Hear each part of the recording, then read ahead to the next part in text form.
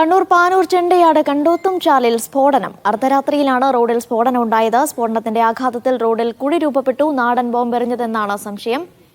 Panoor police സ്ഥലത്ത് പരിശോധന നടത്തുന്നു. സ്ഥലത്ത് നിന്ന് സ്ഫോടക വസ്തുക്കളുടെ അവശിഷ്ടങ്ങൾ കണ്ടെത്തി. സുനിൽ ഐസക്കുണ്ട് വിവരങ്ങൾ നൽകാനായി. സുനിൽ, എപ്പോഴാണ് ഈ സ്ഫോടനം ഉണ്ടായത്? ആരാണ് ഇതിന് പിന്നിൽ എന്നൊക്കെ കണ്ടെത്താനായിട്ടുണ്ടോ?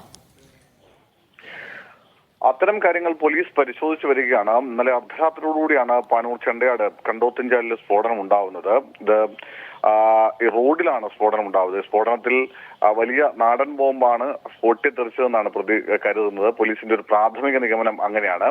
എന്തായാലും ആ സ്ഫോടനത്തിന്റെ ആഘാതത്തിൽ റോഡിൽ വലിയ കുഴി രൂപപ്പെട്ടിട്ടുണ്ട്. പാനൂർ പോലീസ്, പാനൂർ സിയുടെ നേതൃത്വത്തിലുള്ള സംഘം ഇവിടെ സ്ഥലത്തെത്തി പരിശോധന നടത്തിയിട്ടുണ്ട്. സ്ഫോടക വസ്തുക്കളുടെ അവശിഷ്ടങ്ങളും കണ്ടെത്തി. ഈ പ്രദേശത്ത് CCTV ദൃശ്യങ്ങളടക്കം പോലീസ് പരിശോധിച്ചു വരികയാണ്. ഈ കഴിഞ്ഞ കുറച്ചു നാളുകളായി പ്രദേശത്ത് ബോംബ് കണ്ടെത്തുന്നുണ്ടായിരുന്നില്ല, അല്ലെങ്കിൽ അത്തരം പ്രശ്നങ്ങൾ ഉണ്ടായിരുന്നില്ല. എന്തായാലും ആരാണ് ഇതിന് പിന്നിൽ, അല്ലെങ്കിൽ എപ്പോഴാണ് ഇതിന്റെ വിശദാംശങ്ങളൊക്കെ പോലീസ് പരിശോധിച്ചു വരികയാണ്.